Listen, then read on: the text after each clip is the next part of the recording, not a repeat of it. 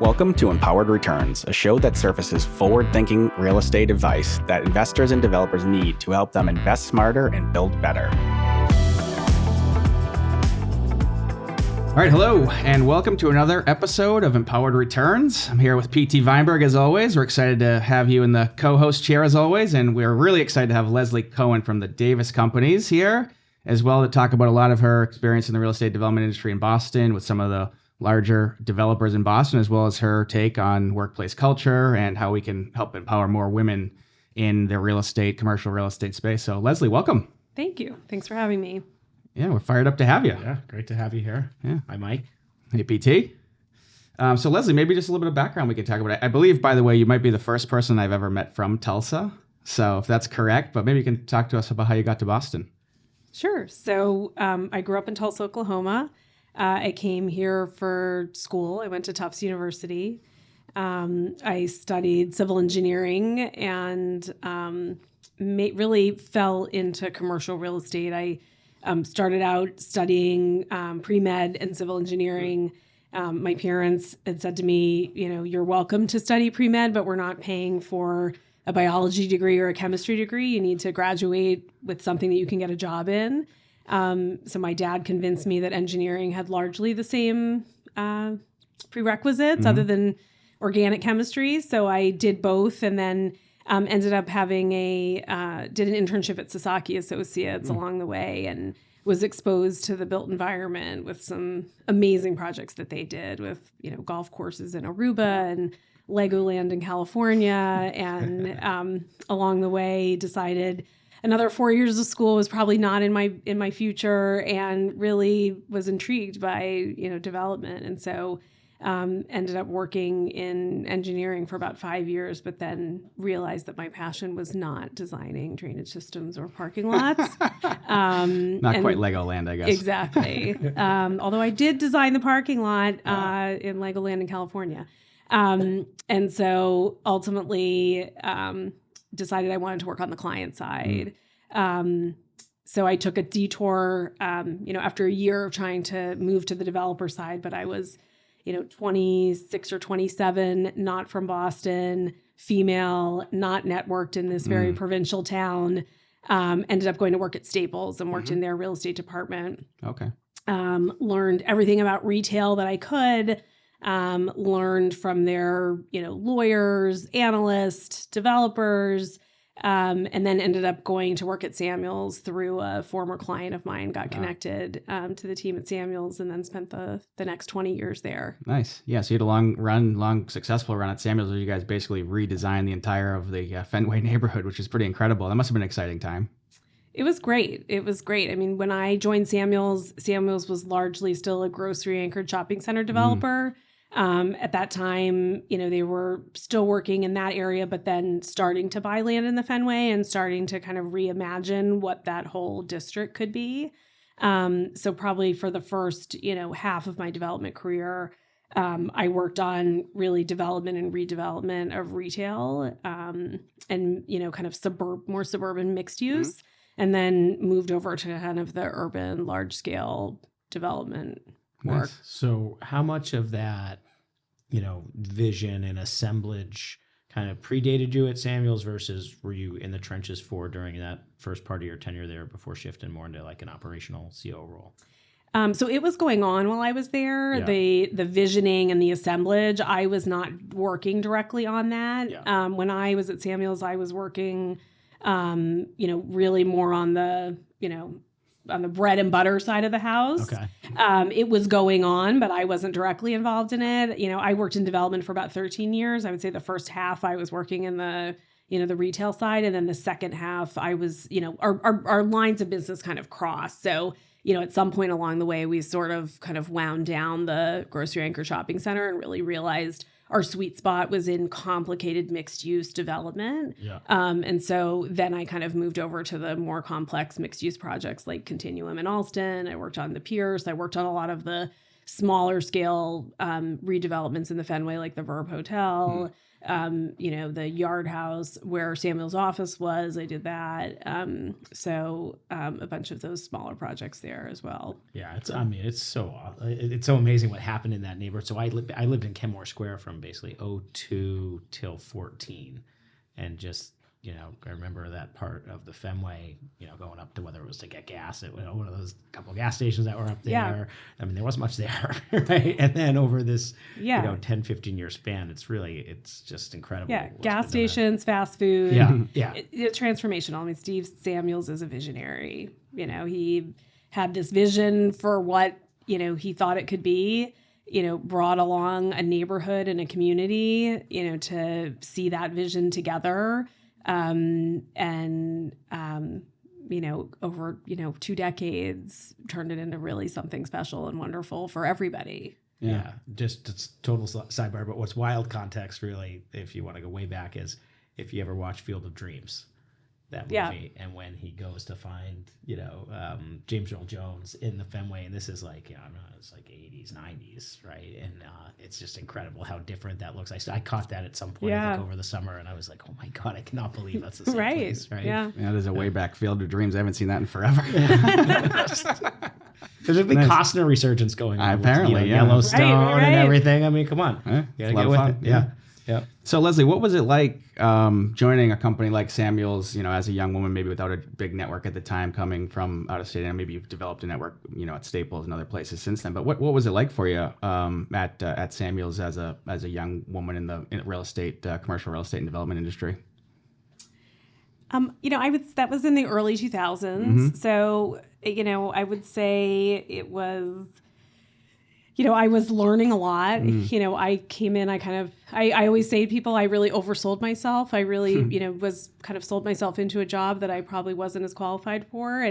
But I knew I could figure it out. I was really lucky. I worked for Joel Sklar. I've, said time and time again, he, was my mentor, and he turned out to be, really a sponsor for me. And, and he was really instrumental in my career and really bringing me along. But, I think as a woman in commercial real estate during that time, I would say it was a lonely existence. I think it was not intentional, but there just weren't, I was always the only woman in the room for the most part. Occasionally there might be maybe a female lawyer, maybe, I'm not sure who else that might have been female, but there weren't too many other ones, right? But it was a fairly lonely existence. Crew played a very important role. I joined Crew, I think, in 2000 or 2001. And so that was, also a place that was a little intimidating, right? You walk in that room and it was buzzing with, all these really successful women who were out there. But, that was a great place to, one, practice how to network and how to build your brand.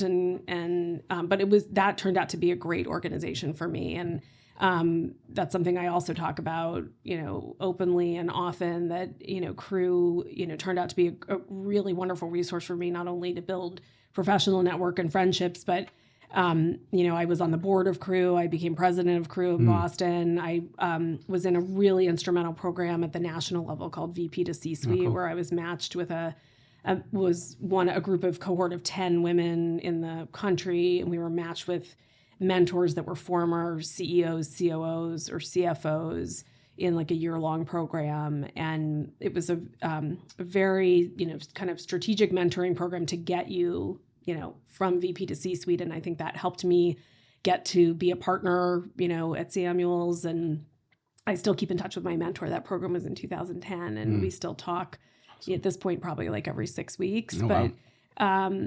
And, we're more peer mentors now, but that was a really, really great program, and feel lucky that Crew, is available to women. Yeah, I've heard a lot of women talk about Crew in the same sort of vein that you just did. And I know a lot of very successful, accomplished women that have participated, maybe still or didn't. And so I can see why there's incredible value. I've always said that to a lot of people, like a lot of these sort of professional or mentorship organizations, no matter what the specific, whether it's for women in commercial real estate or something else, they can be so valuable. But especially in this case, when you're, really trying to, I think, a lot of us still think there's a lot of work to be done still to encourage and empower more women in commercial real estate specifically. So an organization like Crew, I know, is on the front lines of that, and it's pretty impressive and amazing to see. Yeah. So what would you say? And I know we'll probably come back to that a little bit more. But what would you say? As far as your career evolved, because you moved from the development side to the operational side of the business. How did that evolution happen for you? So it was. It really came about from a conversation, with Steve Samuels, who said, we spend a lot of time putting our clients first, and we put our heart and souls in our clients, and we need to treat ourselves the same way we treat our clients. And, we need somebody whose day in, day out job is to focus on our company that way. And I think if you think about the way real estate companies, I think particularly in this town, and it's probably similar in other places as well, but have evolved, many of the companies are founder started and led. They have a period of moderate growth, and then they go through a period of exponential growth in their business. But by the way they're funded, the deals are funded. Mm-hmm. The companies are not funded. They're not like a VC model, right? So the business grows at this exponential rate, but the company doesn't. Mm-hmm. And so all of a sudden they wake up and they're like, oh my gosh, we went from 10 to 100 people and we're a real company now. And we have to take care of these people. And, we need process and system and structure. And it happens after the fact, right? After, the business is just operating at this crazy pace. And so that's really what precipitated that conversation. And so, he said, what do you think? You've got the right skill set for it. You want to give it a shot. And so I said, sure. So I gave up, really all of my development deals at the time, other than the Pierce. I was kind of midway through that. So I finished that project, but, moved over into that role. And I sort of fell into something that I didn't know that I loved doing. But I really did. And I guess in hindsight being what it is, when I got my MBA when I was at Staples. I started it. Yeah. I finished it when I was at Samuels, and I went back because I wanted more financial skills, but I gravitated towards all the organizational development classes. So now the role I'm in, it makes sense, right? Like that was really what I was passionate about. Yeah.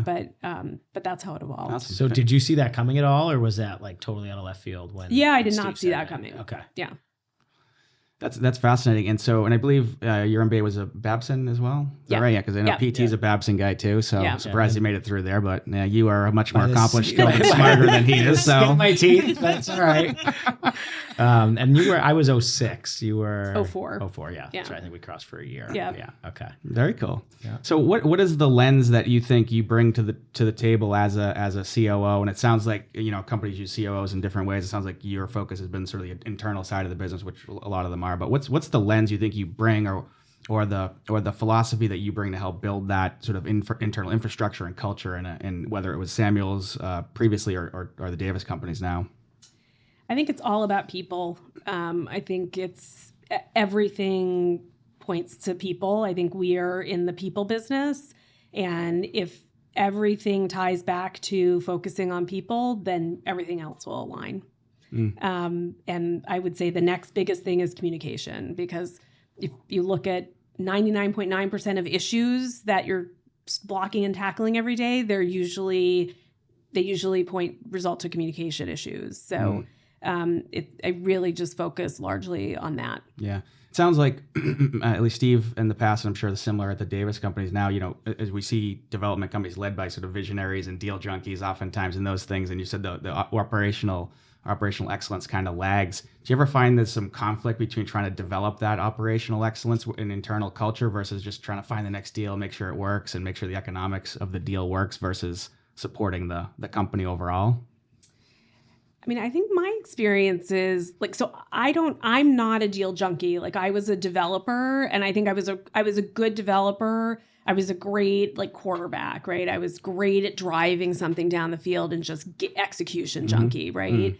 But I was not somebody who was out driving around looking at real estate every weekend. It wasn't who I was, right? Was I, running pro formas and following up on every detail on the weekends and doing that? Yes, but I was not, looking for the next deal. So I remember Steve said to me, like, it might be hard for you to give up development to do this job. And it wasn't, it actually wasn't. And it's probably because I don't have that in my blood.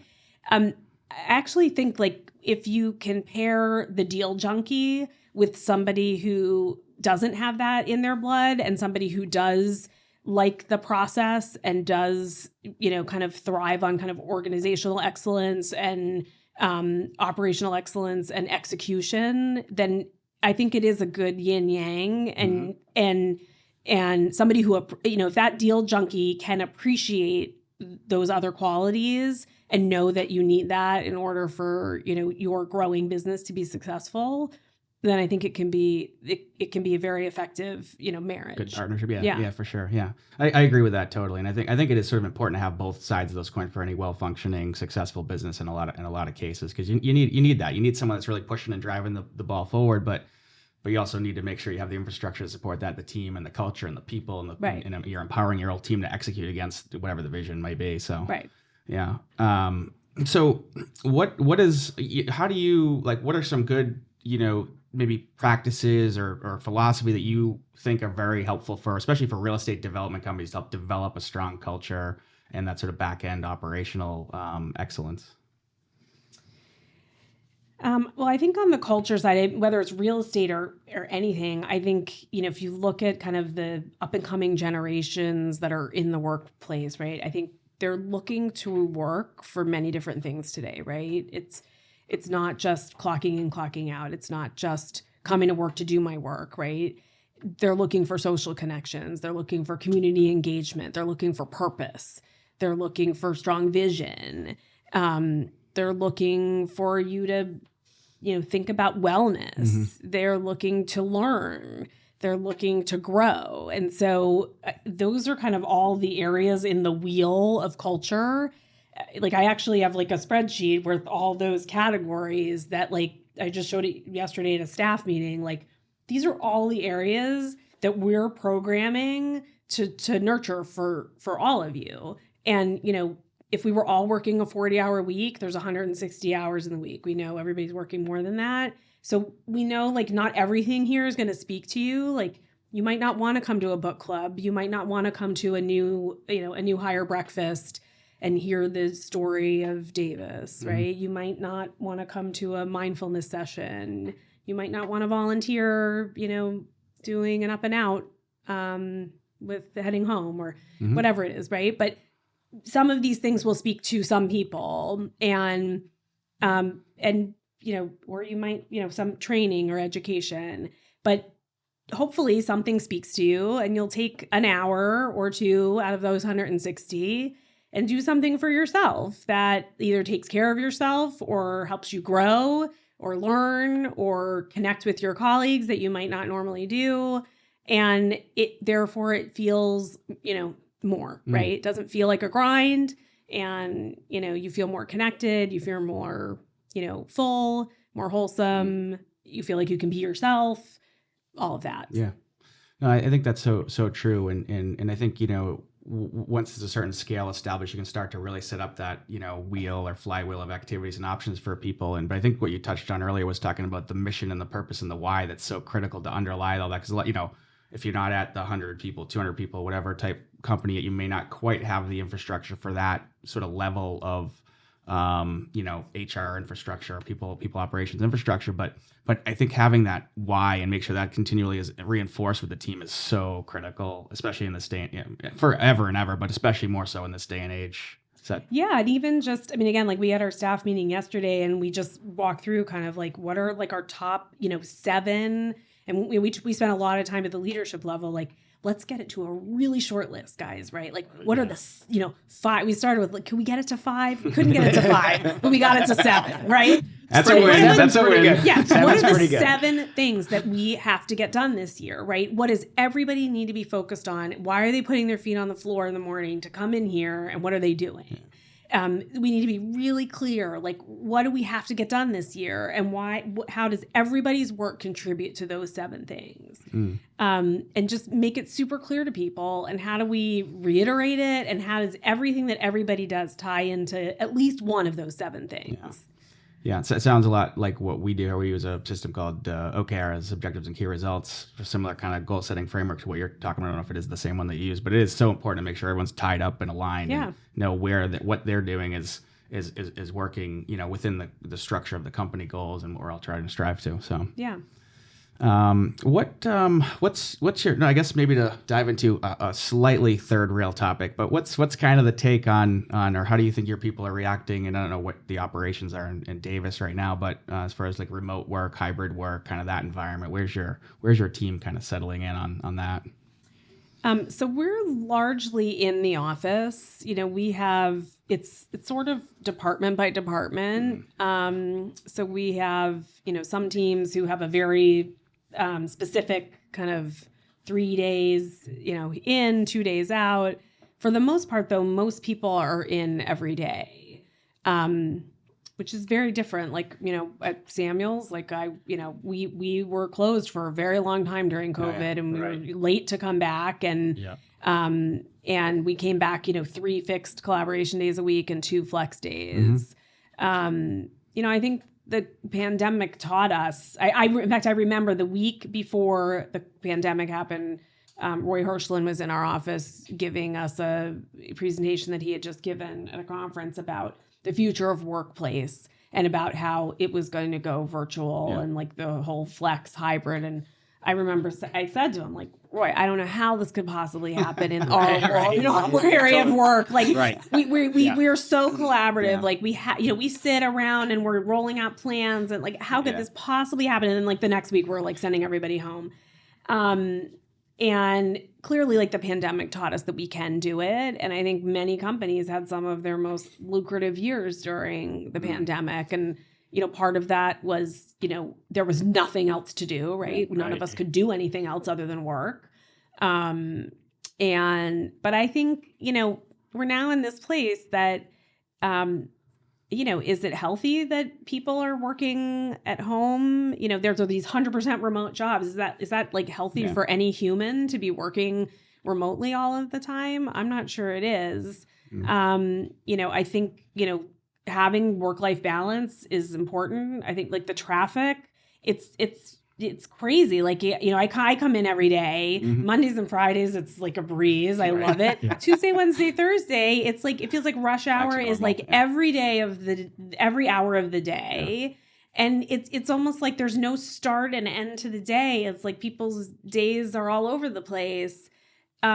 Which, I guess is good. Like, there's more flexibility for people, which I think is a good thing. It's not this rigid, you must be in by this hour and must be out by that hour. And so I think there's some happy medium. But I personally think having, some kind of clarity around what, whatever company it is, having clarity around a policy and having an equitable policy for everybody. I think, we talked about this, and there was this article recently where Jamie Dimon talked about, their policies and how, remote work is great for working mothers. And I just cringed when I read that, because I'm like, that we're like going back to the 50s, it's like, so we're making these policies. So great, working mothers can stay home and stay out of sight while, fathers can come in and work. And now we're back to that dynamic where I feel like we've made so much progress where, now many companies have, parental leave where mothers and fathers can take leave, and that's becoming more normalized, and it's not just a female mother issue. Yeah. And now we're going to send mothers home, and we're just going to let, men be in the office in front of their bosses, and, it's just a slippery slope. So I feel like whatever the policy is should be equitable and available to everybody. That levels the playing field. Yeah, it is. It's amazing to go back to the earlier point, and then I want to come back to that last thought about the equitable. But it's amazing the sort of power of human ingenuity when you put a constraint on something, like to have to go remote next week. You can make it happen, but like you would have never had the foresight to see that or plan for that 3 years ahead if you had that much time to work for it. So. And I remember interviewing people pre-COVID who would say, like, I need to work remote twice a week, whatever. I have small kids. I need the flexibility. And I'm like, I'm sorry, we don't do it. And it's like, how crazy is that? Like, that was 6 months before COVID. And then here we're all sitting at home for 2 years. Really?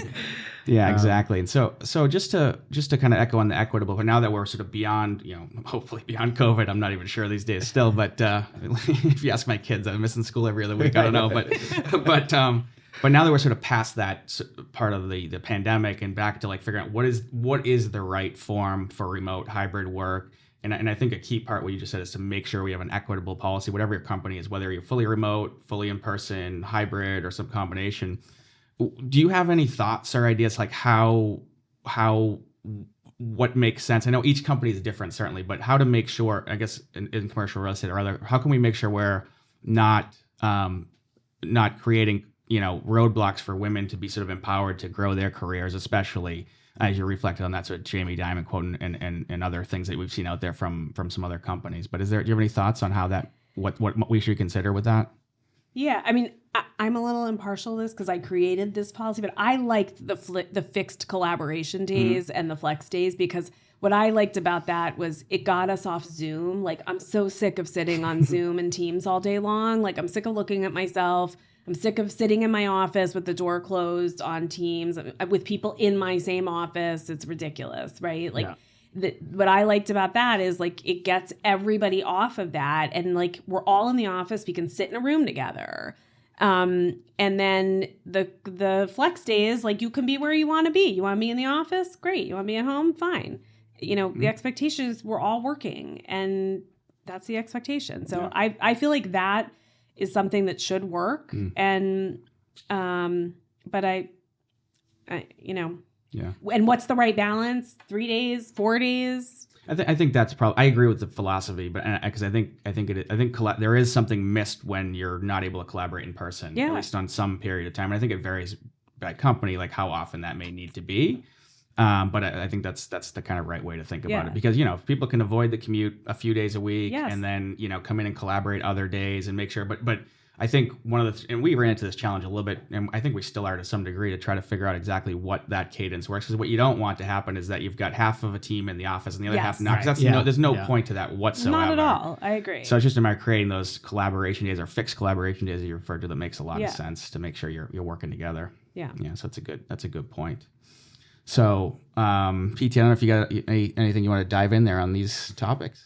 Well, I think we talked a little bit about equity, and when did you kind of get your first exposure? I think we had a previous conversation. You were talking about maybe it was the Continuum project, right? And where we've had a lot of progress. Yeah. But what are you seeing right now as sort of the roadmap to keep that going and improve? I mean, I think there's been a lot of progress. Like I mentioned Continuum, that was the first project I worked on that was with Harvard University.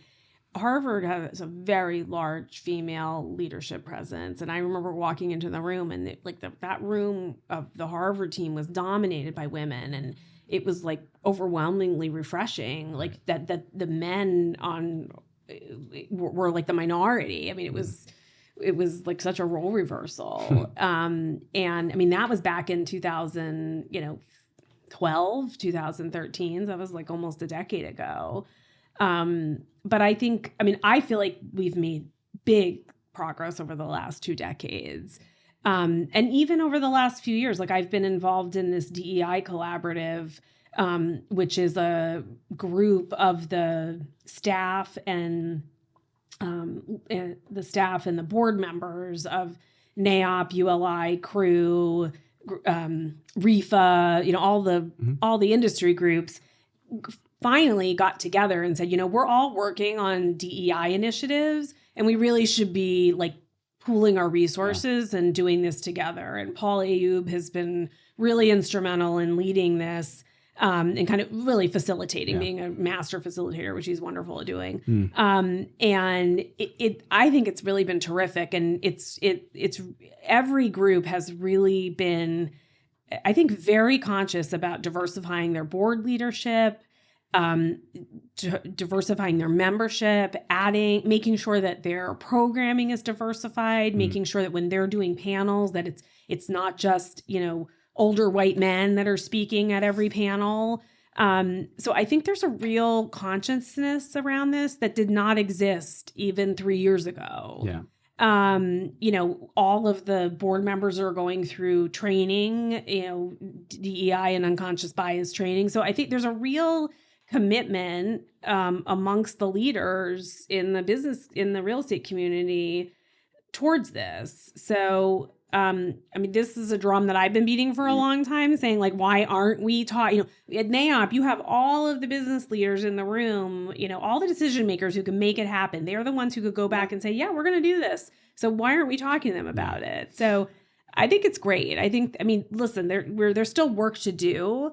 But I think if you look at the numbers, like there is definitely change happening, and it doesn't happen overnight, but we are moving in the right direction. I think that's right. And just to echo that, just to give Paul Abe credit for sure. Cause I remember I think it was the year I was chair of GREB, and he had sort of brought up the fact that we really need to get a DEI statement and policy so we can work together. And the idea to bring these various industry groups together to do that is in a much more powerful way is really, I think, is very, very helpful in the past, 3 to 4 or 5 years. Yeah. I lose track of time now with COVID. Right. But whatever it's been. Probably but been longer. Yeah. So I think that is great to bring these organizations together and see a lot more of that. To your point, like just, get some visibility on panels, on boards, on committees, on, whatever it might be, to really kind of encourage that, to show that, hey, women can be successful in this industry. There are opportunities here for that to make that in minorities as well, and make that really an important part of each of our platforms in that regard. Yeah, and I think with women, there's at least a pipeline. With people of color, there's not even enough of a pipeline to make a difference. So I think that's the other thing we've talked about is, I think what everyone's really focused on are these pipeline programs, whether it's through the CREST program, through Thrive, which, I think these are all pipeline programs that look at really targeting youth that are, in high school, that these programs that support, really like high achieving high school students, to get them, support them through college and, introduce them to commercial real estate. Because I think unless you come from like a real estate family or background, like I think it's really hard to fall in. I sort of fell into it. I think it's really hard to fall into commercial real estate. So there's a lot of work that goes into like educating people about commercial real estate. Yeah. So there's a lot of work that needs to go into introducing, to people of color, the whole commercial real estate field and opportunities that exist.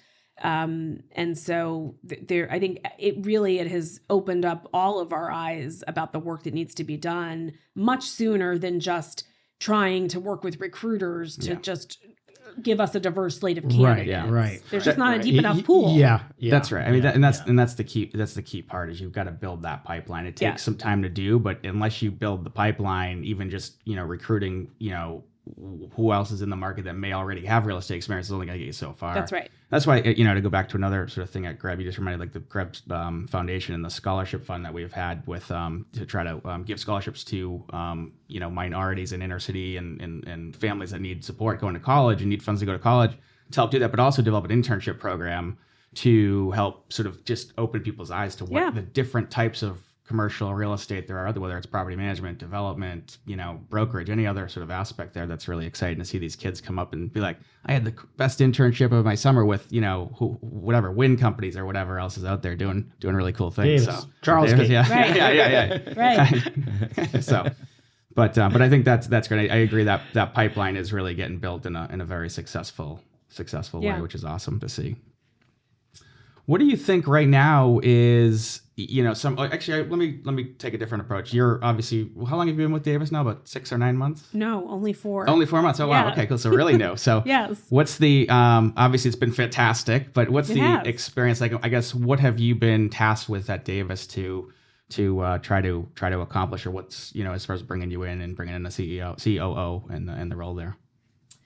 So I think a couple of things. One, focusing on organizational process and systems. So I'm just kind of scratching the surface. Came in and started by interviewing pretty much everyone in the company. I've gotten through to 85. I think I'm around 85 interviews. So I sat down with 85 people with 30-minute, one-on-ones just to, one, meet them, and two, really try to hear from them how they perceive the organization.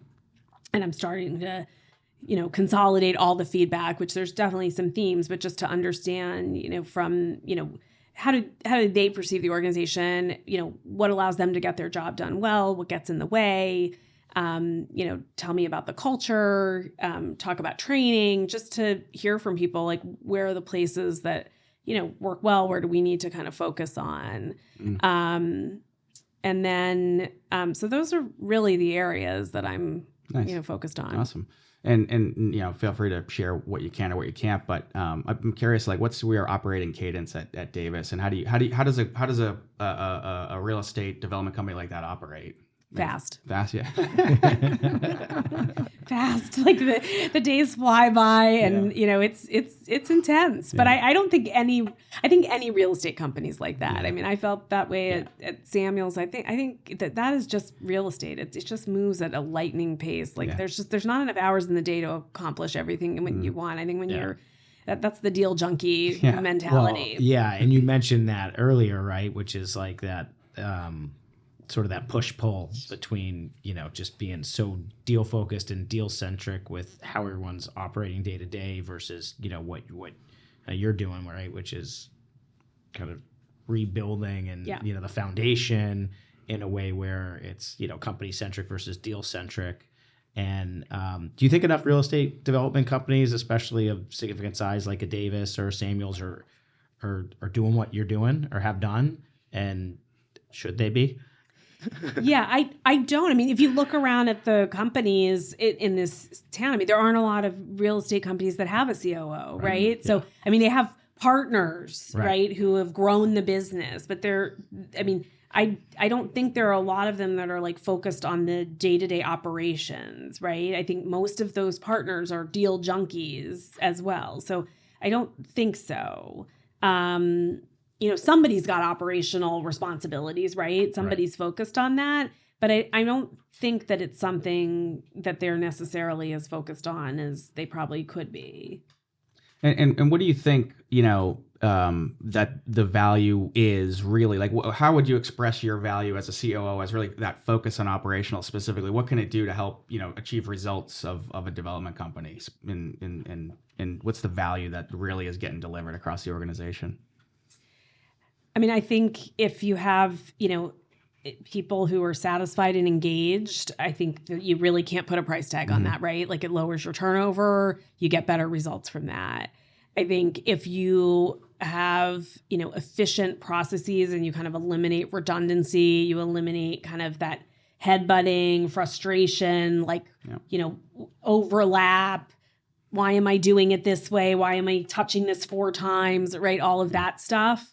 Like, you definitely can find efficiency in the machine, right? Instead of having to hire somebody new, you probably can find the ability to just reduce some inefficiency to avoid having to hire somebody to do something extra. So I think that's where you find that's where you get the value. Yeah, I think especially in the real estate development space where you have, multiple different deals going on that are all unique and interesting in their own way, but there are enough similarities between them that you can really develop and start to fine tune that process. Yes. And so you don't have the overlapping or differentiated processes from, one project manager to the next or whatever the case might be. And there's a lot of value, I think, to unlock that a lot of real estate and real estate development companies are unlikely to have taken advantage of yet without, someone like you in a COO or an operational focused role. Yeah. So it's exciting. It was really cool to see that when you jumped on board Davis as well, who's, who we love working with. So it's exciting to see that and some of that really incredible momentum. I'm sure you're building over there. So good on them for seeing the talent in that we have in front of us right now. But what are some of the roadblocks, or have you run into any roadblocks either in your own career in the business or things that you would say, maybe advice you would give to either your younger self or someone entering the business, and maybe someone especially who's a female coming into the business? Is there any advice you would give or roadblocks you foresee for people that they need to think about? I don't know. I think probably advice I would give my younger self and that I would give to younger people as well, is to just be patient. I think I was not patient when I was younger. I wanted everything right away. I think, and I think most people do. They want, I've worked hard. Why am I not getting this?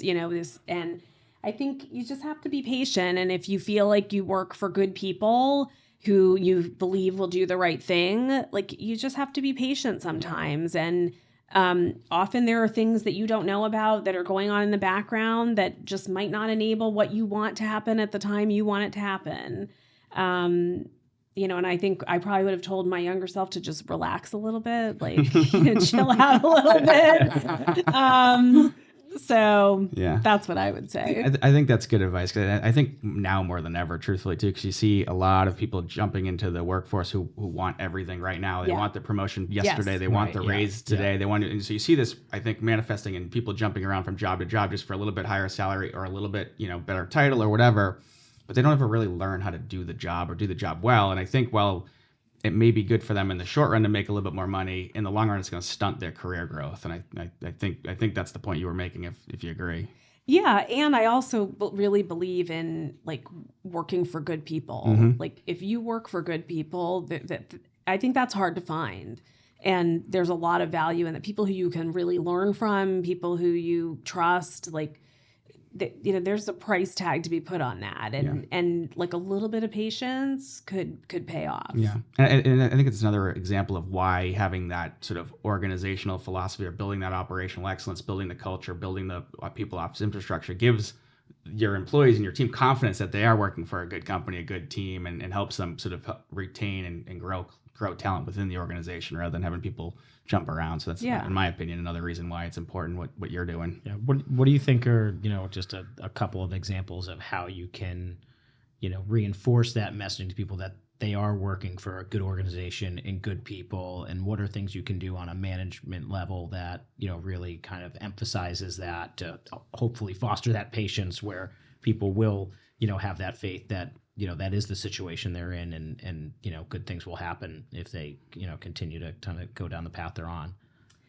Yeah. I mean, I think something as simple as just giving people the time, right? Like I know I've had people say to me, like, you know what, Lesli, like you are so busy all the time, but like you always make the time. Like you might be running out the door, and if I say to you, like, hey, do you have a minute? Like you sit down and take your coat off and you always have a minute. Like I think something as simple as that, like makes people feel like, okay, I'm working for somebody who like, values me and is giving me time and, is treating me well. Right. Like it's some really simple stuff. Right.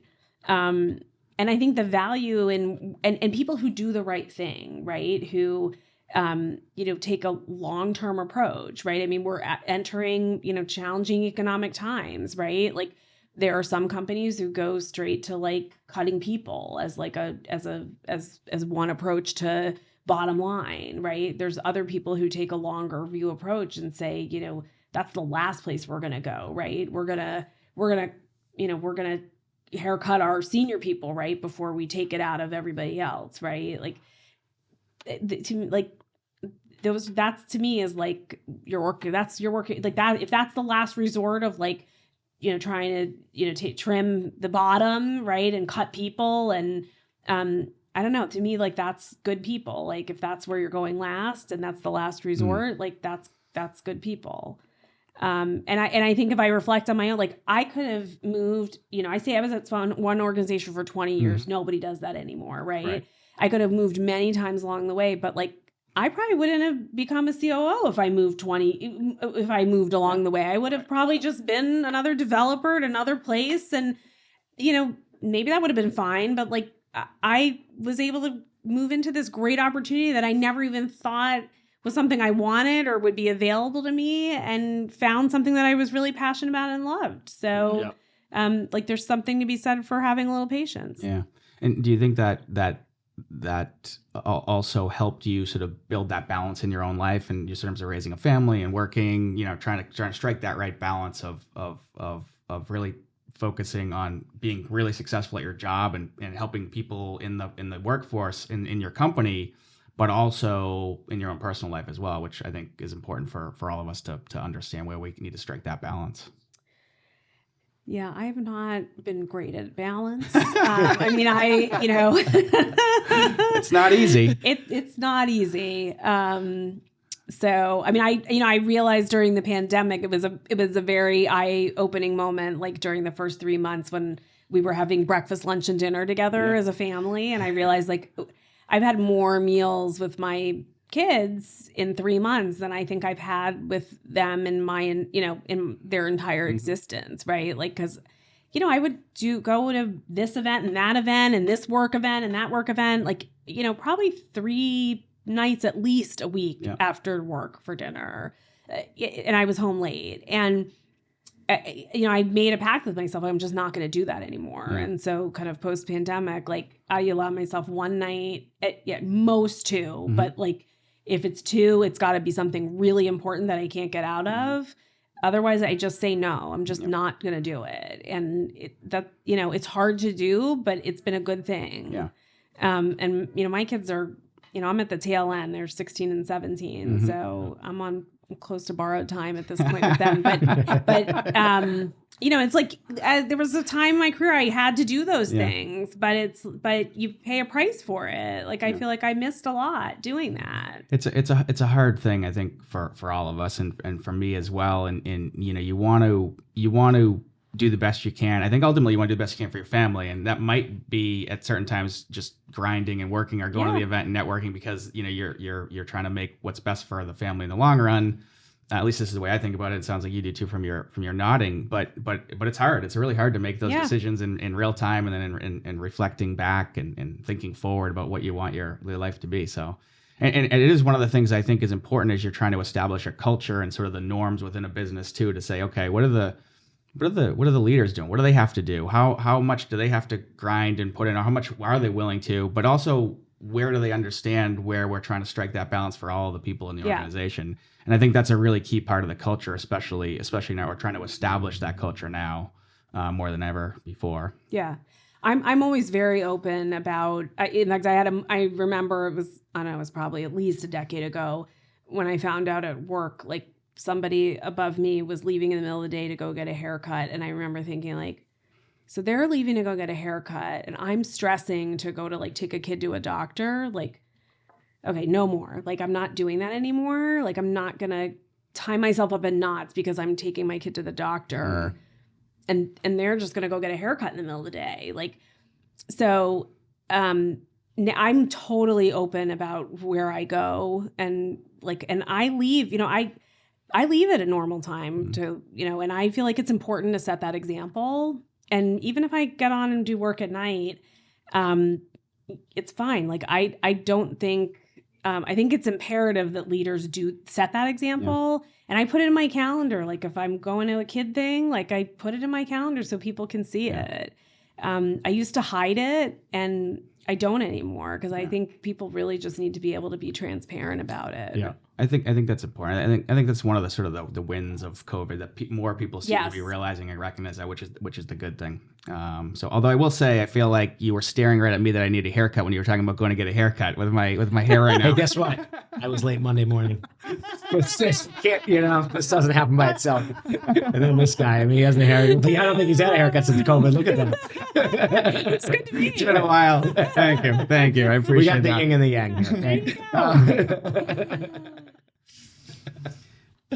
So, speaking of kind of growth and learning and establishing that for the team, but what do you do personally for kind of growth and learning, and whether it's industry or leadership or operations? How do you learn?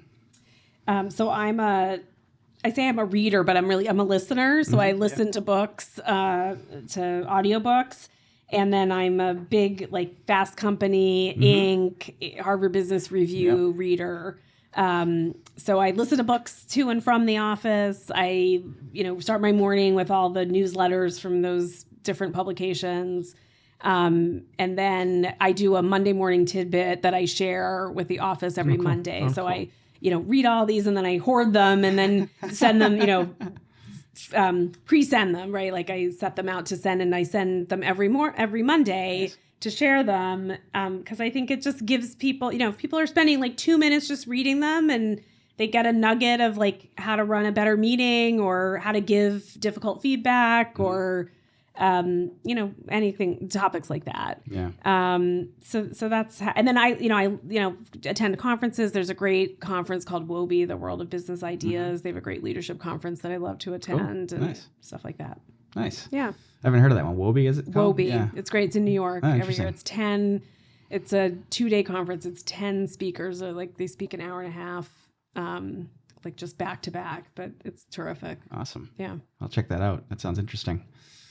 You mentioned actually sort of giving feedback, and I know you mentioned that earlier as far as one of the things you think is very important. But is there what are your thoughts on giving feedback, and are most people doing it wrong, or Yes. what are things? Yes, okay.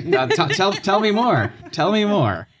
I think people find it really hard to give feedback, and I actually think it's you guys. There was a question you had asked me about something that people don't agree with That's me right, on. yeah. Yeah, so Yeah, this was right. this Yeah. was my Yeah. answer because I actually think it's one of the most kind things you can do is to give people direct feedback, and I think people find it very hard to give direct feedback, and they put it in a sandwich, right? They say something good, and then they give you that feedback, and then they say something good, and 9 times out of 10, people walk out of there and they have not heard the nugget of feedback that they really needed to hear because they've just heard what they want to hear, which is the sandwich. Right. Yeah. Right. And then the intent of the whole thing was to actually deliver the nugget, not the sandwich part. Right. Yeah. And then to your point, then there's a misalignment of where, people's perception of performance may stand because they've walked out with the 2 pieces of bread on their mind and not the nugget in the middle. And I think the kindest thing you can do is be able to say to somebody like, here's the expectation, like, here's where you are, here's where we need you to go. And how can I help you get there? What do you need from me? And that clear. And it's so hard for people to do. It is extremely hard, right? And even especially in the moment when you're out, when you're working fast, you're operating quickly, and you're just trying to get things done. You're like, God, so it's hard for people to focus on. I think hard for leaders and supervisors to focus on giving good feedback and direct feedback. And so that's what happens. They fall into this trap of the shit sandwich, which I've done myself plenty of times too. Unfortunately, I will say there's a great book. I don't know if you've read it yet or listened to it yet. When They Win, You Win by Russ Laraway. It's a tremendous book about leadership. Just came out this year. I've been telling everyone to read it, and I think you'd get a lot out of it for sure. List. So yeah, got it on Audible. Okay. I'm with you. Yeah. Yeah. He gives me a hard time because I'm a book listener. Yeah, it works. Yeah. It works for me. nothing wrong with listening at all. Yeah, nothing wrong with that at all. Still reading counts. I'll give you credit for it. All right. But yeah, it's a fantastic book. I've been recommending to a lot of people that I've taken a lot out of from sort of just establishing culture, vision, goal setting, and feedback specifically. Yeah, so it's really good. And I gave it to a lot of people like BT. Yeah, no, it was great. It really was. So what are you looking forward to over the next 3 years at Davis and in the real estate development industry here in Boston or in the cities you guys serve as at Davis? Well, I think particularly for the organization, this process building and kind of process improvement, this stuff takes time, which I've shared with a lot of people. Like it doesn't happen overnight, right? Because it's a lot of behavior change, which involves people. And so it takes time. I mean, it took me 5 years at SNA to kind of, move that dial. So and it has to happen slowly for it to be effective, because if you just come in and say like, we're doing it this way, now we're going to do it this way, it doesn't work, right? Like it can't be a dictatorial type of exercise, right? It has to be done collaboratively. You've got to get the people who are in that process to really help reshape that process and then help implement it and show others kind of how it's done and bring people along. So I think that will keep me busy for a while. So I think that's what I'll be focused on. Exciting. Very, very cool. That's really exciting. So I think to kind of wind down and kind of sort of wrap it up together, a couple of questions to close out. But what, just to kind of maybe even more future looking and develop, because you had such a key role in this development of the Fenway with Samuels and stuff. Like, where do you see Boston in 10 or 15 years? What are you excited about in the city? Well, I'm hopefully excited for a future with more housing. I know it's a big topic of conversation. but it's definitely something that's needed. I think it's key. More housing is key to more development, right? Like more, if there's, if I'm a new business that wants to come here and bring new employees, we need someplace for them to live. So I think it kind of is a snowball. So I think figuring that out, how to make that happen, is going to be really important. I think there are a lot of smart people working on it. So I'm optimistic that it will happen. I'm optimistic as well, because it is such, this affordability crisis, and just figuring out how to, build appropriately well-planned housing is just exceedingly difficult. I think it's difficult, especially the way we have kind of local rule here in not a lot of places. We do have it, city, town by town and city by city zoning, which makes it difficult. And I saw an example of even in Braintree, where they're kind of rebelling against a project at the South Shore Mall. Not rebelling, I shouldn't say that, but like this pushback against the project, which is like, you're developing more housing on a parking lot at a mall. Right. That seems like an ideal situation to put more housing, you know? And so we have to find a way, I think, to educate more people in the public to say, okay, adding, 3 or 4% to your housing stock is not going to totally change your town. It's not going to ruin your way of life. It's not going to, it's actually going to be better for your city or town. It's going to be better for the people in the Commonwealth of Massachusetts. It's going to be, it's going to lead to more opportunities, more growth, and better housing stock. But I think the good news is I do believe that there's more and more people that are realizing that and are getting it. It's just going to take some more time, as you said, to figure that out and understand that this is a supply problem ultimately. That is difficult to change without more supply. Now, there's other stuff that we can attack on the margins too, but the supply is the supply and density is the ultimate, roadblock there for affordable housing. Yeah, agree. One other question: if you had an unlimited budget but could only take 1 year, what's the most impactful thing you think could be done to improve either the city or the real estate industry? I think if I had an unlimited budget, I think it would be to build housing, right? I think it would, right now, I think what's preventing there's a lot of projects that are permitted that just can't get going, right? And I think it's because of construction pricing is so high, right?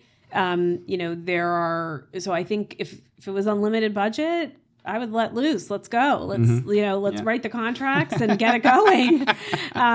So that's what I would do, because I think adding to that supply will just help. It will just start a domino effect, right? So that's what I would do. Get as much going as possible in that year. 100% agree with that, definitely, for sure. And then I guess last question is just, unless PT's got another one to finish up with, but anything that we didn't ask you, but should have asked you? I think you guys covered it. Ran the gamut. I think you hit on everything. Well, Lesli, fantastic conversation. Lots of fantastic advice that I am absolutely going to share with our entire team here, because I think a lot of the points you touched on in terms of what your role, what you're doing at COO of Samuels and now Davis is exactly on point with what we want to be doing here as a company. And I'm sure a lot of other people will have a lot of good takeaways of this too for running, their real estate development investment organization, or really any organization. So thank you for the advice, and it was a really fantastic conversation. Yeah, great to have you. Thank you so much. Thanks for having me. Awesome, and we will see you soon on another episode of Empowered Returns. Thank you for listening to another episode of Empowered Returns. If you're a forward-thinking real estate investor or developer looking for actionable advice that will help you generate market-beating returns, make sure to subscribe on Apple Podcasts, Spotify, or wherever you get your podcast fix. I'm Mike DiMella with CHARLESGATE, and I'd love to connect on LinkedIn and further the conversation for any specific questions you may have. Thank you for listening.